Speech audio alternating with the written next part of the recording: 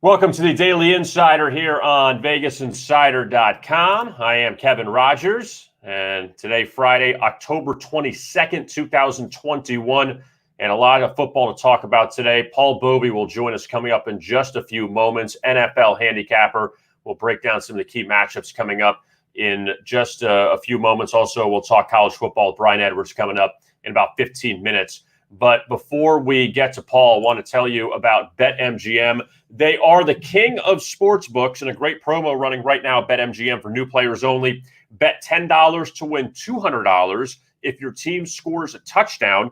Bet on any NFL money line, and if your team scores a touchdown, you'll receive an additional $200 in free bets. Again, for new players only, must be 21 years or older to play and legal in the following states: Arizona, New Jersey, Indiana, Colorado, Tennessee, West Virginia, Iowa, Virginia, Michigan, Pennsylvania, Washington, D.C. Only. Full terms and conditions apply. That is BetMGM. They are the king of sports books. And now we talk to our old friend, Paul Bovi, who is joining us, longtime NFL handicapper, and he is with us here on the Daily Insider. Paul, good to talk to you again. How are you? Good. Are you calling me old, Kevin? I don't know, but we dress alike. I thought I was your new friend. Okay. Your young friend. But all right, yeah. I understand. Kevin, it's great to be here. You're a great host, and look forward to a nice show here. So let's talk some NFL. Yeah, and let's go right out of the gate, Paul, and Cincinnati-Baltimore. Very big matchup inside of the AFC North coming up on Sunday. And look, Paul, the Bengals have been outstanding this season for a team that was picked to finish last in the AFC North. And Joe Burrow feels like he's made that next step up. Jamar Chase has played well. Ravens, you see what they did against the Chargers last week. They were tremendous, and Baltimore keeps winning. But what are your thoughts in this game with the Ravens laying nearly a touchdown against the Bengals? First of all, credit the Ravens for taking care of business against the Chargers. But I really do believe the Chargers were in a flat spot. They had come off games against Dallas, Cleveland, Kansas City, as well as the Raiders. So I think they just mailed it in, went cross country, and look, the Ravens took advantage of it. But the Ravens are a 5-1 team, and I'm going to make a point about Lamar Jackson. If you take out that Indianapolis game, that outstanding performance, 37-43 for 440, he is 94 for 151 and 5 touchdowns, 5 interceptions. They went against two teams with porous run defenses in the Chargers and the Chiefs. They allowed the Broncos 6.2 yards a rush and were only able to muster 3 yards per rush in a 23-7 win. And of course, that Colts game, Carson Wentz put up ridiculous numbers, 25-35 for 402, and they escaped the Lions 19-17 on the strength of a record-breaking field goal by Justin Tucker, clearly the best kicker in the game. So I just think this is Cincinnati's spot here. They are 4-2, and you can make an argument that they would be undefeated if not for Joe Burrow throwing 7 interceptions this year. One of the games they lost against the Chicago Bears, they held the Bears to 200 yards of offense, somehow managed to lose the game 20-17. I will tell you that the corners for Baltimore have been torched this year. Averett and Tavon Young. Young, by the way, 16 completions and 19 attempts by opposing receivers. So I think Cincinnati has all the edges. They're the better team, and they should win this game outright. So Paul Bovi likes the Bengals to win outright, and they had problems with the Ravens last year. We'll see if Burrow can get over the hump coming up this year. And you talk about in this game, and you mentioned too, Paul, about the Ravens catching the Chargers off a flat spot. Now you wonder if the Ravens, off of the crazy Monday night win over the Colts, blowing out the Chargers last week, 3rd straight home game.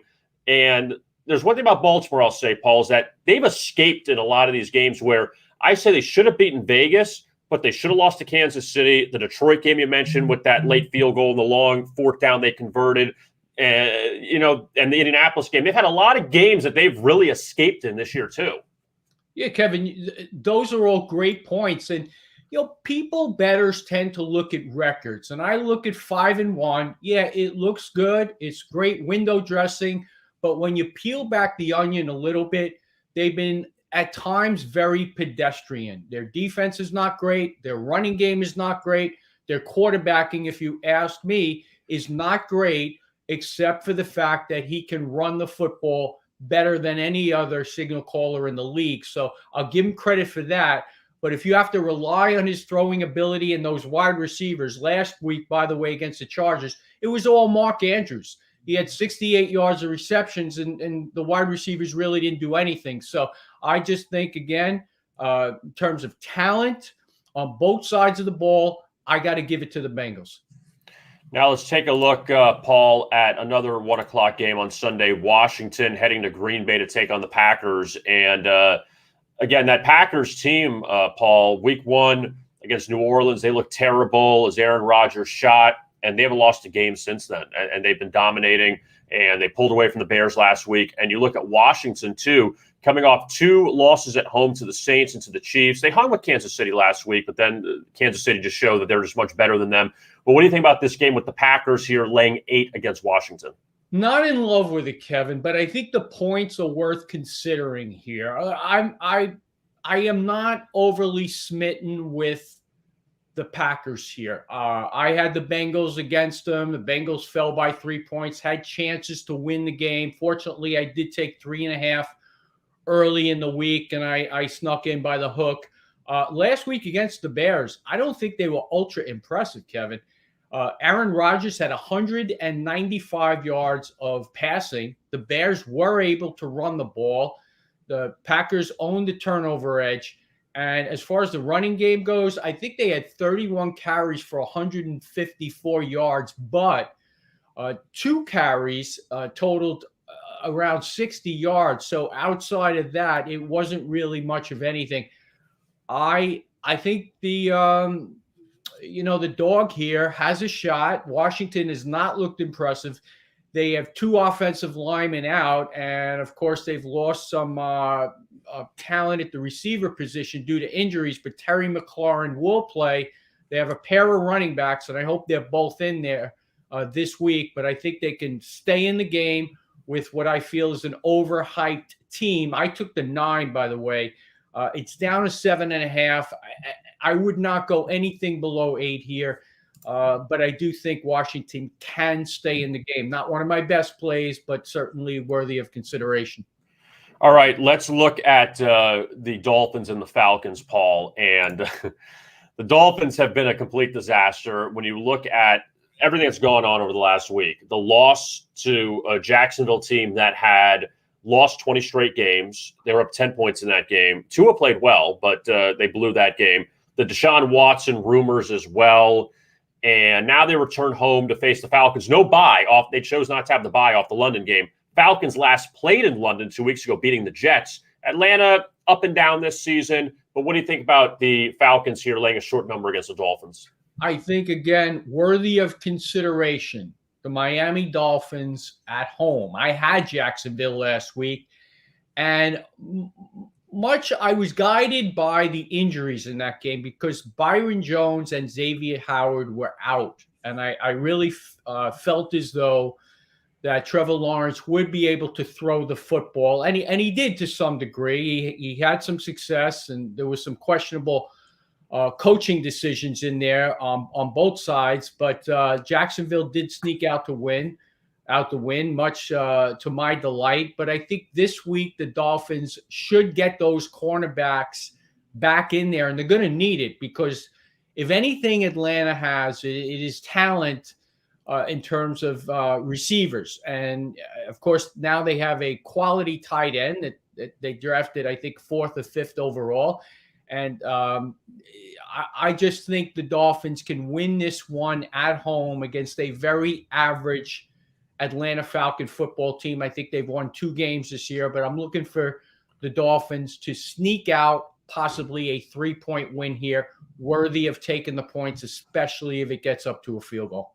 And also, I mean, look who they beat, the Giants and Jets. So it's not exactly they've beaten great competition either. They blew that Washington game. The Eagles blew them out earlier in the season. So Let's see if the Dolphins bounce back here coming up on Sunday. This game, Paul, I mean, it's kind of like hold your nose on this one. The Cardinals and the Texans in Arizona. The Cardinals undefeated so far. Houston, they won that opener against Jacksonville. They've hung in a couple games. They're blown out by the Colts last week.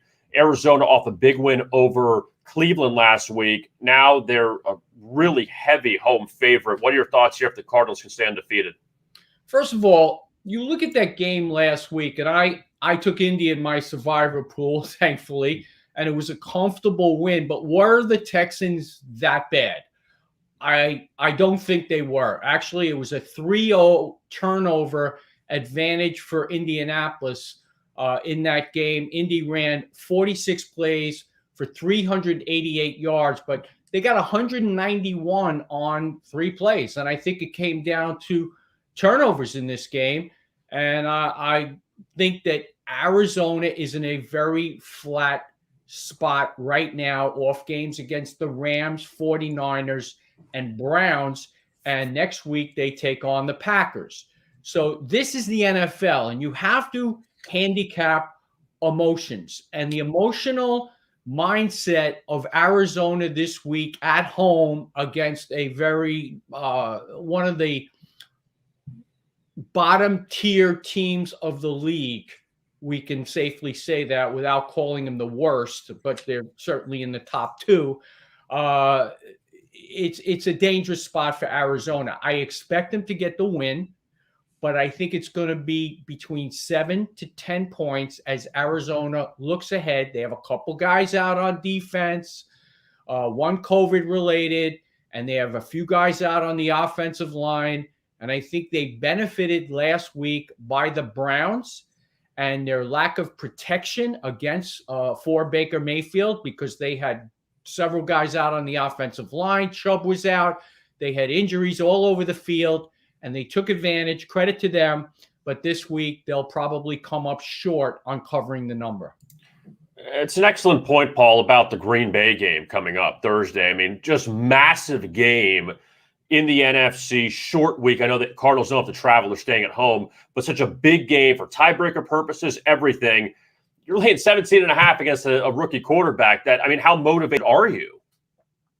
Exactly. And he's actually has some decent play in there. It's not been all terrible play. I mean, there's been some bright spots, and last week his numbers were actually very decent. It's just that the turnovers. So I think if they take care of the football, they will catch Arizona looking ahead and coming off those 3 big games. When you take on the likes of the Rams and the 49ers, and then you go in a conference against one of the better teams in the AFC, what's your natural tendency is just to just take it light. And that's what's going to happen this week, and I don't expect a blowout. Now, the final game we'll look at in the NFL, Paul, the Colts and 49ers, not exactly the greatest Sunday night game. I'm sure NBC is not thrilled with this matchup, but regardless, still a game to bet on. And Jimmy Garoppolo expected to be back for the 49ers. Trey Lance still hurt. And the Colts have been better. We just talked about them in their win over the Texans. You know, if they didn't blow that Baltimore game, they'd be on a 3-game winning streak. So Indianapolis coming back to life a little bit, and the Niners have been a bad home favorite. What are your thoughts here in this game Sunday night? Well, I as I mentioned, Indianapolis, it's 31-3. But if you look beyond that final score, it really wasn't indicative of the play. And you go back to that Raven game, and you know how good were they? Lamar Jackson went 37-43 for 440. Now Rock Ya-Sin was out for that game, and he's going to be out for this one, it looks like. And they just lost the safety this week, who had 27 tackles this year. I don't think their defense has been particularly good. And I think getting Jimmy G back is good. It's definitely an upgrade over an inexperienced quarterback in Trey Lance. And when Jimmy G was in there, everybody wanted Trey Lance in there. And I think now they're maybe having second thoughts that maybe the grass wasn't greener on the other side. So I definitely like the 49ers to put up some points here. I am not impressed at all with Indy thus far this year. And I'm going to look for the 49ers to get a comfortable win here and definitely put up 27 points. Paul, before I let you go, your thoughts on your New York Knicks Wednesday night impressive win at the Garden beating the Celtics? My thoughts are this. I watched the game. I actually put the Knicks up as a play, and thankfully it delivered for those that followed. But I actually was blown away by them. I couldn't believe they relinquished that lead in regulation. I started to watch the first overtime, Kevin, and I had to shut the game off. One thing about basketball, you watch the NBA and it will drive you up the wall because it's just kind of a back and forth, up and down game. It's not like football. You take a 14-point lead and that's it. You get it.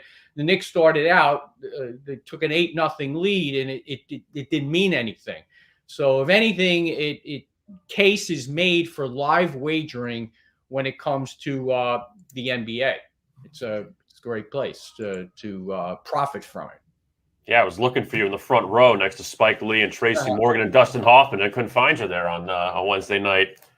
Yeah, well, I'm not a big Spike Lee fan. It kind of ticks me off when they kind of hone in on him. It kind of makes it seem like he's representative of all the Knicks fans, and I'm not a big Spike Lee supporter. So I was fortunate to sit on the hardwood once for the Knicks, and I hope I have that experience again. But it's a little past my price point at this time. So I'll just sit back and enjoy it from the 10th or 12th row. I do have season tickets for them, and I think we're in the 9th or 10th row. But of course, I live in across the country, so I really don't get to many games. But when I do, there's nothing like MSG. No, it was a great atmosphere on Wednesday night. Great game. The Knicks end up beating the Celtics, and they play Orlando tonight, so we'll see how that one turns out. Paul Bovi, 7-3-1, his last 11 selections in the NFL. He's heating up right now. Check out his picks at Vegas Insider. Paul, thank you so much. Appreciate the time. We'll talk to you soon. Thanks, Kevin. All right, there is Paul Bovi, and always great information from Paul. I love the angle with the Texans on Sunday with that sandwich game off the Cleveland win, and then playing Green Bay coming up on Thursday. That's a very tough spot for the Cardinals. Brian Edwards is going to join us in just a moment to talk college football. But before we get to Brian, first want to tell you about WinBet and the $1,000 risk-free first sports bet you could make at WinBet. And you can download the WinBet mobile sportsbook app on iOS and Android devices. When you download the WinBet mobile sportsbook and you're a new patron, you can get a $1,000 risk-free first bet with a $20 minimum first deposit and eligible sports bet when you use the promo code VI bonus. That means if you lose your first wager, you get it back up to $1,000 as a free bet credit that you can use for another bet. The WinBet promo code will expire soon, so make sure you grab it while you can. And, of course, you have to be 21 years or older and in a legal betting state. WinBet. Check them out today. So we transitioned from NFL to college football as we bring on Brian Edwards. And, Brian, good to see you again. And let's begin, shall we? Let's go with the SEC. We're going to bounce around a little bit today. Let's start off with that LSU Ole Miss game. And Matt Corral, don't know 100% yet what his status is for tomorrow. Ole Miss has lost 5 straight to LSU, so this is a big game for the Rebels, big game for Lane, obviously. And we'll see what LSU does here off of the, off the big upset of the Gators last week.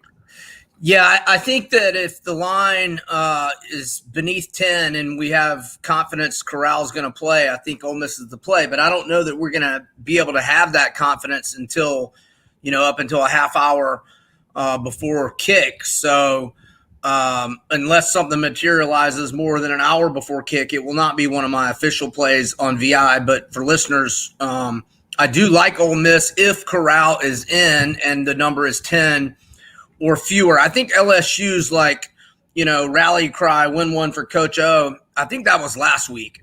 And I don't know that – I think now reality sets in that, we don't have to have any accountability. Coach O's out of here. We're going to have a totally new staff. We really don't have to answer to any of these guys. We've got all these injuries. Let's go play. And look, if Corral doesn't play and a few good things happen for LSU early, I'm not saying they can't win the game by any means, but if Corral plays and he is, 85%, which, if he's 80%, it's a lower body injury, so he can probably just sit in the shotgun and sling it. But no, a big part of his game is running the ball.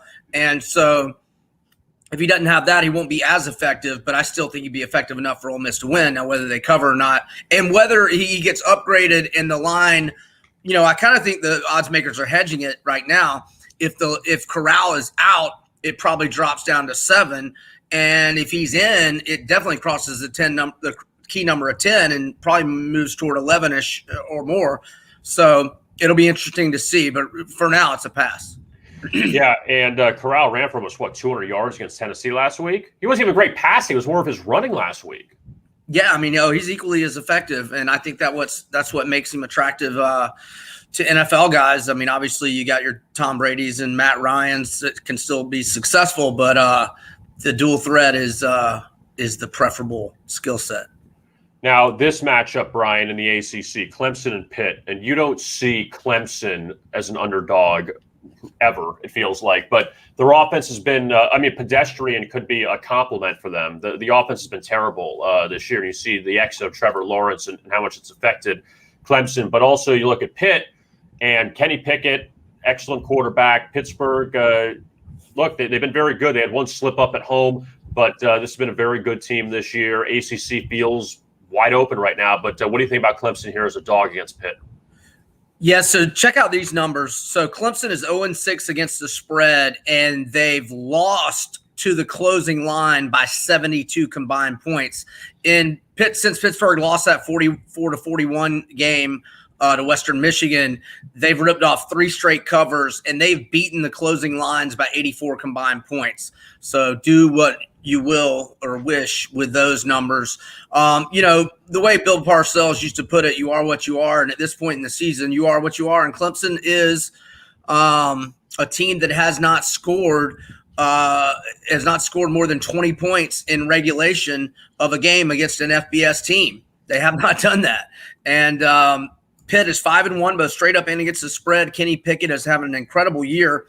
And if they win this game, you might, hear some dark horse Heisman convo for him. He does have a 21-1 TDI&T ratio, 3 rushing touchdowns, completing 69.8% of his passes.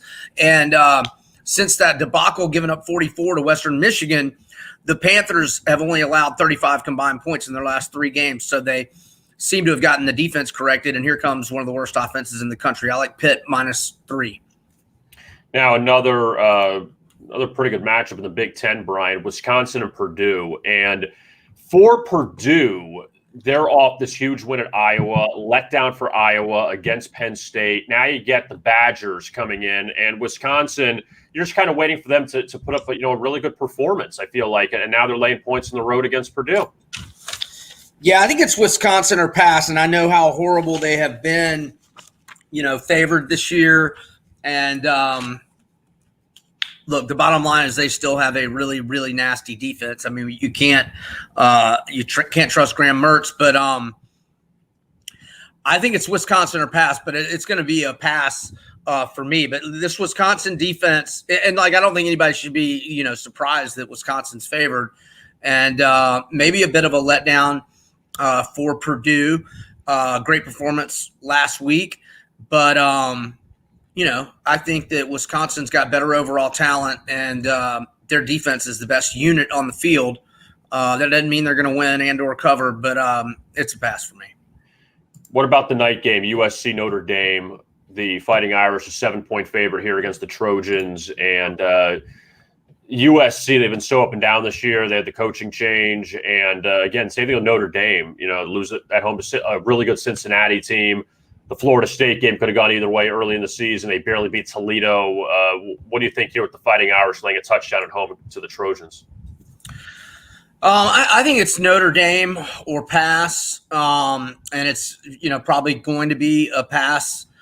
For me, it's just so hard to get a read on USC. I mean, they do have to travel east, but fortunately for them, they have had an open date, but one to stew on a 16-point loss to Utah at home. I don't know that I'll be on a USC game the rest of the year unless I'm fading them, and I just don't have enough confidence in Notre Dame to lay 7. But I do in my contest where I've got to pick 25 specific games. I did take Notre Dame. Now, another game I want to look at with you, Brian, inside the SEC coming up on Saturday night. We're going to go to the Alabama-Clemson game. And for Alabama, we know how good they've been as far as off of, in the first half at least, and how good they've been in that respect. But Josh Heupel's team has played very well recently, and they're coming off the Ole Miss loss. I know they beat South Carolina, Missouri, not great competition, but at least the offense has gotten going a little bit. But as far as, they've had their issues with Alabama over the years. I mean, everyone has. But what do you think here with Bama back at home after they were on the road the last few weeks? Well, I've got a few guys in Tennessee that I do podcasts with, and they're telling me that they think Hendon Hooker's going to start, or at least try to, although his hamstring is wrecked among other lower body ailments after the Ole Miss game last week. I was thinking, if Hooker's out, and he's really been the catalyst to their offensive explosion the last 3 games. I mean, not so much last week or compared to the 62-point outburst against Missouri and having 38 at halftime against South Carolina. But I just don't think Hooker's going to be 100%. And Cade Mays is clearly their best offensive lineman. He's doubtful. And Tyon Evans, who missed last week, he's very iffy as well. He's their best running back. They do have other capable running backs. But I got Alabama minus 14 in the first half. I don't think that's available anymore. And now with Hooker, seemingly on track to start, whether he's 80, 85%, I don't know. But I don't know that I can recommend laying more than 14. And I think the 14 to be had in the first half is gone. And as I'm looking on VI, it looks like books are anywhere from 15 to 16 in the first half. But Bama minus 14, I thought was the play. I made it. I was thinking it was going to be Joe Milton at the time. I don't have buyer's remorse at 14, but I would if I was anywhere north of that. You still got a good chance at minus 15 with Bama in the first half at home, but I would be a little hesitant now that Hooker may play. What else do you like? What else sticks out to you in college football that maybe you're keeping an eye on coming up tomorrow? Nothing crazy here, but I'm going to go with Colorado State minus 3 or tomorrow, or can I do one Friday? Oh, tonight doesn't matter. I've lost track of the days. So Sure. So Colorado State minus 3 at Utah State. Utah State is an abysmal 3-12 against the spread. Their last 15 is home underdogs, and they have failed to cover in their last 3.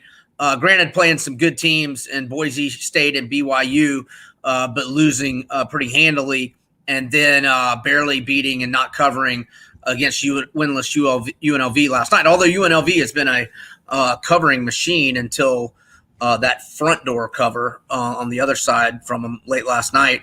But anyway, throw out what Colorado State did the first 2 weeks. They lost by 19 at home to one of the best FCS teams in the country, and then they lost at home to Vandy. But since then, they've been dynamite. They've gone 4-0 against the spread, 3-1 straight up. All the wins by double-digit margins, all of them by 16 points or more. Todd Centio, their quarterback, 6-1 TDI-INT ratio. He's got one of the best tight ends in the country, and Trey McBride, 49 receptions, 593 yards, 1 touchdown. I think Colorado State and the Adazios stay hot tonight, laying that number at Utah State. I also like Minnesota, which has won 4 of its last 5. Excuse me. Going up against a reeling Maryland team that started 4-0, but has now lost 3 key players and been absolutely drilled 51-14 by Iowa, 66-17 by Ohio State. Dante Demas done for the season, their best receiver or their best player And now another starting receiver, Jashawn Jones, out, and a starting defensive end with 3 sacks and 1 forced fumble is gone. And you've seen these Loxley teams, when they start reeling, I mean, they go off a cliff and they go boom hard. And I think Minnesota, it's down to 4.5 at last look. I'd like to buy it to 4. I think 4 is a key number, like 3 and 7. So Gophers minus 4 buying the hook and minus 3 in the first half at even money or plays I made. Row the boat with your guy, PJ Fleck. Easy on my guy, but he'll be my guy Saturday. Yeah, we'll see what happens, and we'll see if Minnesota can come up with the win over Maryland. Anything sticks out to you in the NFL for this Sunday? Yeah, I like the Pats minus 7 to the Jets. They already drilled them in the Meadowlands 25-6. They've been playing well, but tough losses to Tampa Bay by 2 and overtime to the Red Hot Cowboys. But I like how Mac Jones is playing, and the Jets will have a few games this year, like the Titans game, where they put up some resistance at home and maybe even win a couple. But I don't see that happening on the road and not in Foxborough on Sunday. All right, so we'll see if the Patriots can win a home game. It's been a while for them. But then again, I mean, that game last week was a crazy finish with the Cowboys and a very tough loss if you had the Patriots plus the points on that late field goal and the CeeDee Lamb touchdown in overtime. Brian, thank you so much. Brian Edwards joining us here. You can check out our Best Bet video as well on our YouTube channel at Vegas Insider for our SEC Best Bets on Saturday. Brian, thank you so much. Best of luck. We'll talk to you soon. All right, K-Raj, appreciate it. All right, there is Brian Edwards. And, a lot of interesting games tomorrow around college football. And, you look at some of these games, especially, in the SEC, you got some big numbers. The Corral news is going to be big if he doesn't play against LSU tomorrow. And again, we'll see what LSU has left in the tank after beating Florida last week at home. And the Orgeron news is out. And I got to think Ole Miss is motivated. Losing 5 straight to LSU, they've had some bad luck with the Tigers, and we'll see if Ole Miss can pick up a win. They've won a couple in a row since losing to Alabama. Let's take a look at our best bets for this week in the NFL. And last week, 2-0 had the Vikings, a winner in overtime, and the Colts as they crushed the Texans. So here are our best bets for the week. All right, first the Raiders against the Eagles. And Philadelphia has just been so inconsistent this year. They won in Atlanta. They won that Carolina game, which really had no business winning. And they were down 28-7 to the Bucs last week, managed a late cover. But Jalen Hurts, I feel like the Eagles are just using him to run, to pass, and do everything, that they're not even going to a running game at this time. But the Raiders, I really believe, with John Gruden being out and that ugly situation unfolding in Las Vegas, them winning at Denver last week, that could be their best performance of the year. I'm saying, like, not now, but when the season is said and done, it could be their best performance of the year at Denver. And we saw how the Broncos lost to the Browns last night, and Denver's really, not as good as we thought when they were 3-0. But I think Las Vegas now has some momentum with Gruden gone. That was an ugly loss last time at home against the Bears. So now they're back at home again. You'll have a nice Eagle contingent, I'm sure, at Allegiant Stadium. But the Raiders, though, I think that they have some momentum here after the skid, beating the Broncos, now coming back home for Philadelphia. So I like the Raiders on Sunday. The Lions, plus 16.5. All right, here's the way how I look at this. All right, well, we like to say the revenge game, the Jared Goff revenge game against the Rams, the team he took to the Super Bowl a few years ago. Sean McVay obviously won an upgraded quarterback. He got an upgrade with Matthew Stafford. So Stafford is facing the Lions for the first time. And granted, he's not going back to Detroit. He's in L.A. Detroit, I think what I like about them here is them coming off a really ugly loss to Cincinnati last week. If they were coming off the Minnesota loss or the Baltimore loss on the last second field goal, I'd say, no, I don't want to take a chance here. But they were embarrassed by Cincinnati at home last week. Now you're getting almost 17 points. And the Rams, granted, Stafford wasn't there last year. the Rams did lose to the Jets as a 17, 18-point favorite last year. So it's possible. But Detroit, though, they haven't won a game yet. It's a hell of a lot of points to lay for the Rams. It really is. And the Rams looked really good against the Giants last week. Shooters got to shoot. And I think on this one, you got to take the points with Detroit. If you have a choice between either the Lions or Rams, I think it's Lions or pass. I can't make an argument for the Rams in this one. I think this is a tough spot for them back at home against a winless team. And again, with Detroit, we know they're not very good, but they got to get one of these, right? They got to cover one of these. So that's the look at my best bets for this week in the NFL, Raiders and Lions for the late games.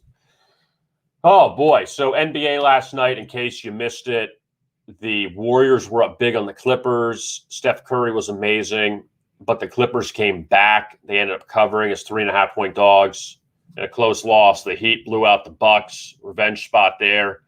And Atlanta pulled away from Dallas, so the Jason Kidd experiment does not look good. Only one game, but Dallas got run last night by Atlanta. You have a whole lot of games in the NBA tonight. You wonder if the favorites are going to continue to cash or not.